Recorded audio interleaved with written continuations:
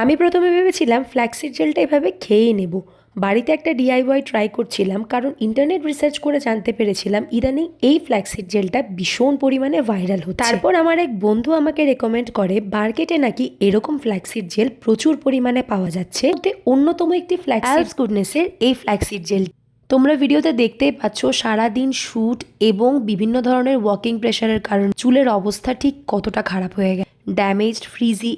তাই আমি আমার ফ্রেন্ডের রিকমেন্ডেশনে অ্যালস গুডনেসের এই ফ্ল্যাক্সিড জেলটি ইউজ করলাম এবং ফার্স্টেই পুরো প্রোডাক্টটা আমি স্ক্যাল্প থেকে শুরু করে লেংথ সমস্ত জায়গায় অ্যাপ্লাই করে নিলাম এবং 10 থেকে 15 মিনিটস রাখার পরে লুকেয়াম ওয়াটার বা নর্মাল ওয়াটার দিয়ে পুরো হেয়ারটাকে ওয়াশ করে নিলাম। তফাৎটা তোমরা জাস্ট ভিডিওতে একবার দেখো কতটা পরিমাণ শাইনি, স্মুথ এবং কন্ডিশন ময়েশ্চার আমার হেয়ারটা এখন দেখাচ্ছে আফটার টেকিং বাথ।